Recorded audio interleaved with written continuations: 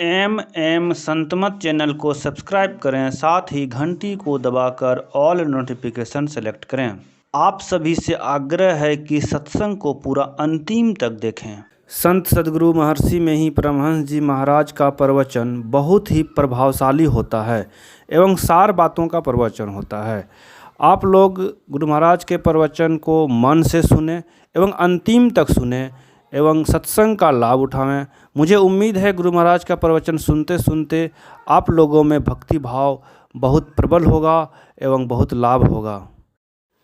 श्री सद्गुरु महाराज की जय। महर्षि में ही सत्संग सुधा सागर। संत सद्गुरु महर्षि में ही परमहंस जी महाराज का यह प्रवचन पूर्णिया जिला विशेषाधिवेशन मोकमा में दिनांक 24/12/1950 ईस्वी को अपराह्नकालीन सत्संग में हुआ था। प्रवचन नंबर 3, ब्रह्मलोक में भी दुख है। प्यारे धर्मानुरागी भाइयों, हम लोग संत मत का सत्संग करते हैं। यह सत्संग हम लोगों को ईश्वर की भक्ति सिखलाता है। ईश्वर की भक्ति से सब दुख दूर हो जाएंगे, इसी आशा को लेकर हम लोग सत्संग करते हैं। साथ ही अगर सत्संग के ख्याल के मुताबिक रहेंगे तो शांति पूर्वक रहेंगे। शांति पूर्वक रहने का नमूना ठीक प्रत्यक्ष उन लोगों को होता है जो मन बनाकर सत्संग के अनुकूल रहते हैं। इसी जन्म में मोक्ष प्राप्त कर लें, और अगर मोक्ष प्राप्त नहीं कर सकें तो फिर दूसरे जन्म में काम को खत्म करें। इसलिए सत्संग है। इहलोक परलोक दोनों को सुधारने के लिए हम सत्संग करते हैं तथा लोगों को भी करने के लिए कहते हैं। इसी ईश्वर भक्ति के संबंध में थोड़ा सा कहूँगा। जैसी मेरी शिक्षा है, जैसा मैं जानता हूँ। पहली बात यह है कि ईश्वर स्वरूप को जानें कि वह कैसा है। प्राप्तव्य वस्तु की जानकारी होनी चाहिए। जो आप इंद्रिय से जान सकें वह परमात्मा नहीं। तुलसी कृत रामायण में ईश्वर स्वरूप जानने के लिए लक्ष्मण से राम जी कहते हैं, गोचर जह लगी मन जाई, सो सब माया जानहु भाई।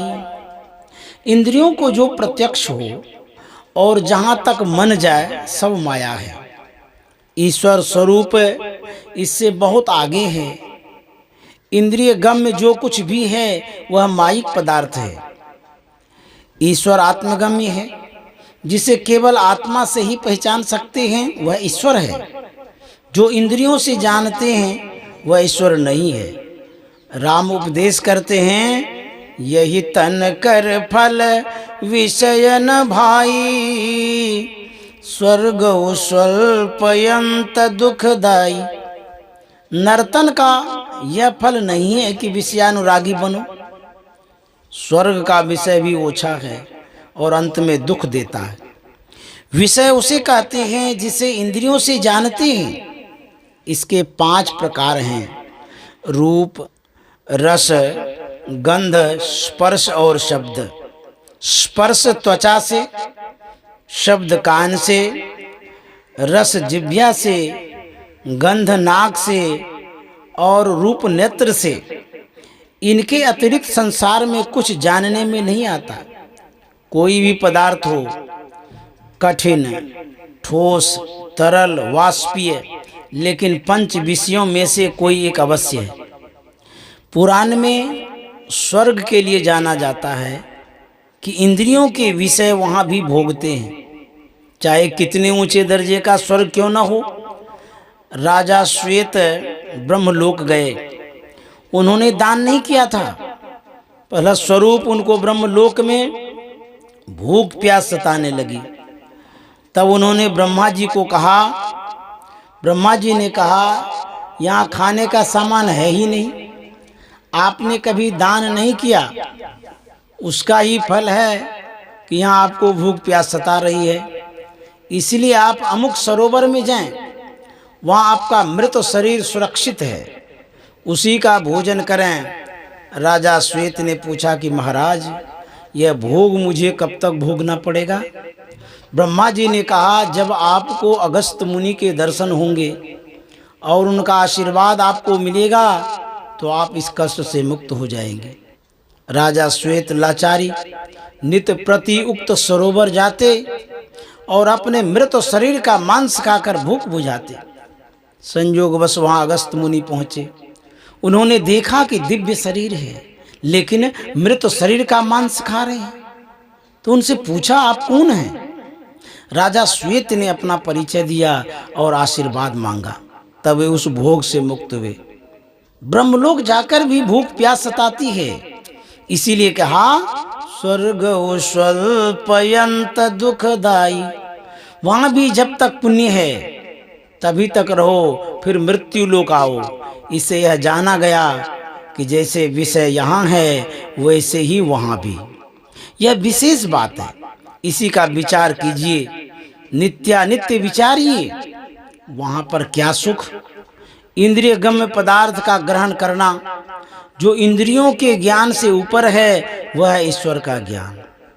चाहे भीतर की या बाहर की इंद्रिय से जो आप जानते हैं सो माया है। इंद्रियों का संग छोड़कर जो आप जाने वही परमात्मा ईश्वर है। उसकी भक्ति करें, उसका भक्त बने, उसको प्राप्त करें, फिर सुख की कमी क्या? यहाँ का सुख थोड़ा तथा अंग अंग में दुख है। रूप, रस, गंध, स्पर्श और शब्द का सुख प्राप्त करने के लिए कमाई और परिश्रम कीजिए। कितना करना पड़ता है, कितना दुख है।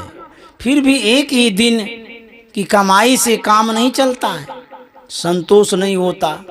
परमात्मा को जिन लोगों ने प्राप्त किया उन्होंने कहा यही सुख है। जब तक प्राप्त नहीं हो परिश्रम करें। भक्ति करने के अभ्यास में आनंद मिलता है। भजन में हो तो आनंद आनंद, बरसद बिसद अमी के बादर, भीजत है कोई संत भजन में हो तो आनंद आनंद। अगर बास जह तत की नदियाँ मानो धारा गंग, करिय स्नान मगन होई बैठी, चढ़त शब्द के रंग, भजन में होत आनंद आनंद। रोम रोम जाके अमृत भीना, पारस परसत यंग, शब्द गयो जीव संशय नाही, साहिब भयो तेरे संग, भजन में होत आनंद आनंद। सोई सार रचो मेरे साहिब, जह नहीं माया हंग, कहे कबीर सुनो भाई साधु, जपो सोहंग सोहंग, भजन में होत आनंद आनंद। अगर चंदन शब्द का रंग चढ़े तो क्या होगा? साहिब भये तेरे संग, संग में हई है, जब से हम नहीं जानते तब से ही, किंतु शब्द को पकड़ लेने से प्रत्यक्ष हो जाएगा। बिना शब्द गहे प्रत्यक्षता हो जाएगी? नहीं होगी। ध्यान बिंदु उपनिषद में लिखा है, बीजाक्षरम परम बिंदु नादं तस्योपरि स्थितम, स्वशब्दं साक्षरे क्षीणे निशब्दं परमं पदम। अक्षर का बीज बिंदु है। पेंसिल या कलम रखो, पहले बिंदु ही बनता है। लकीर बनाते हैं वह बिंदुमय है। आप लोगों ने जो ध्यान बिंदु उपनिषद के पाठ में सुना वही परम बिंदु है।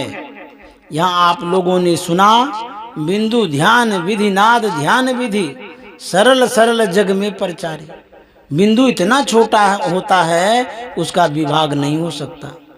बहुत छोटा है, इसलिए उसे बिंदु नहीं कहकर परम बिंदु कहा।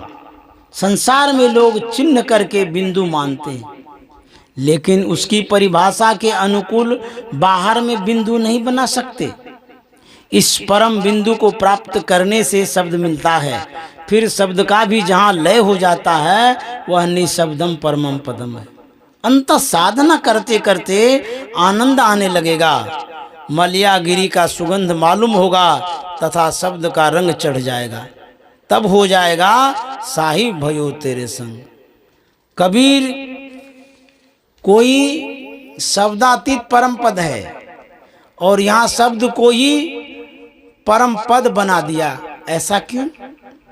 इसके उत्तर में कहा जा सकता है कि गुरु नानक देव ने कहा है, नातिस रूप वर्ण नहीं रेखिया साचे शब्द निशानो। शब्द ही सही चिन्ह है।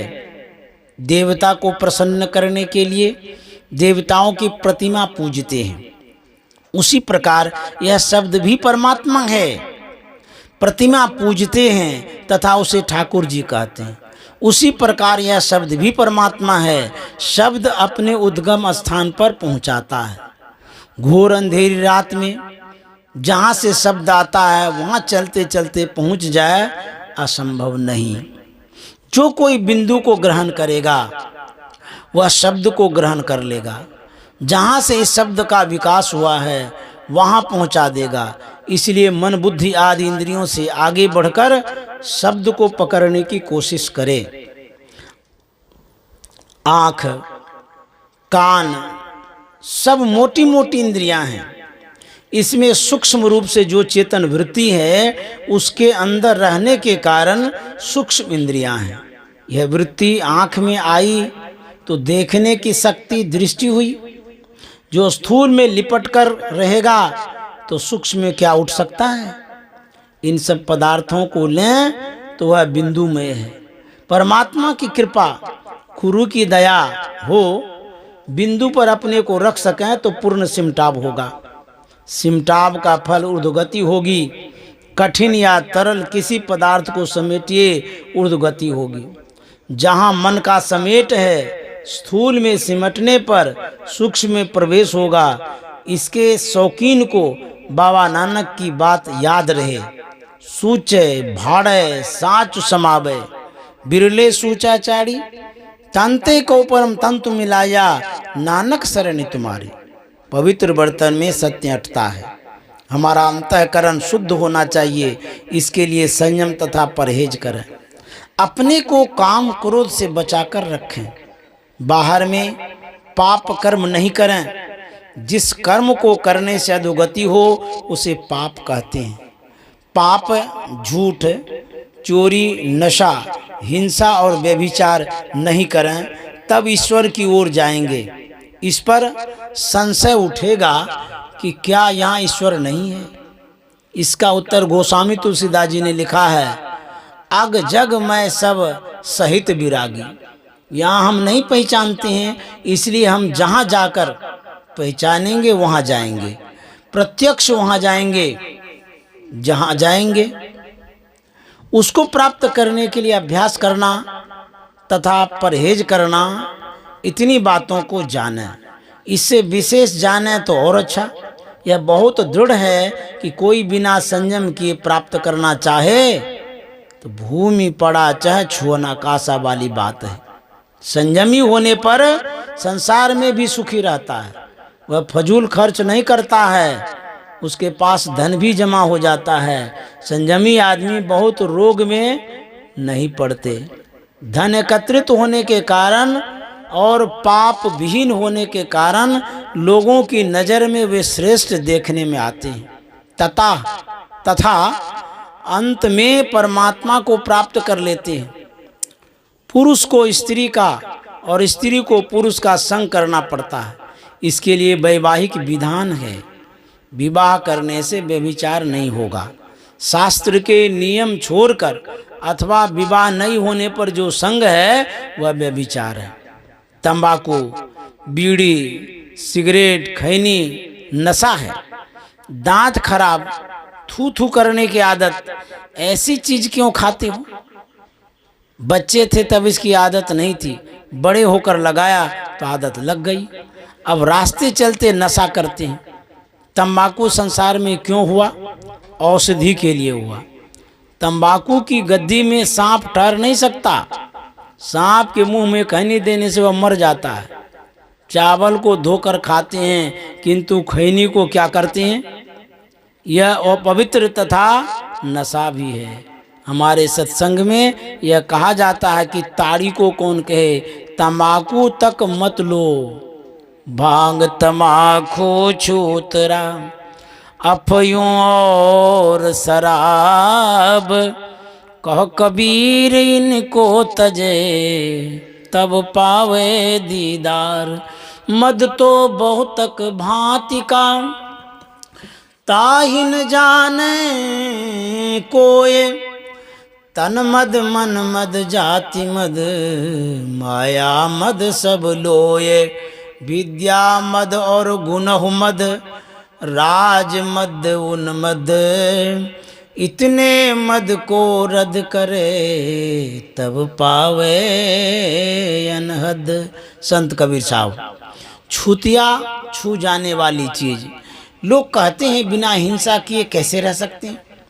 एक हिंसा वार्य तथा दूसरा अनिवार्य होता है।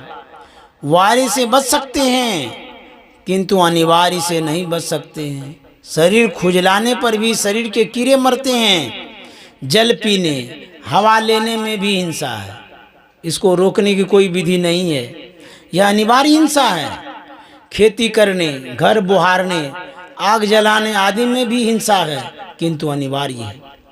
इसका प्रायश्चित अतिथि सत्कार और परोपकार से करो। राजा के लिए युद्ध अनिवार्य है। गृहस्थ के लिए घर बनाना, खेती करना अनिवार्य हिंसा है। जानबूझकर स्वार्थ के लिए जो हिंसा होती है वह वार्य हिंसा होती है। इसे त्यागना चाहिए। मांस मछली भी छोड़ो, खाओ मत। मनुस्मृति में 8 आदमी को पाप लिखा है। भूपेंद्र नाथ सान्याल ने कहा है, अष्टकुलाचल सप्त समुद्रा, ब्रह्म पुरंदर दिन कर रुद्रा, न त्वं नाहं नायं लोकस, तदपि किमर्थं क्रियते शोकः। हमारे देह में जो परमाणु है, जलचर नभचर आदि में जो परमाणु है, एक नहीं। हम लोगों के शरीर में मानसिक परमाणु है तथा उनमें पाश्विक परमाणु। मनुष्य शरीर में पशु शरीर का परमाणु रखना उचित नहीं।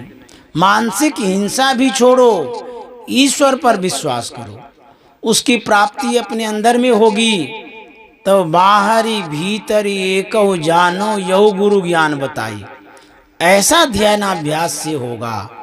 सबकी दृष्टि पर अविनाशी, बिरला संत पिछाने, कहे कबीर यह भ्रम की बारी, जो खोले सो जाने।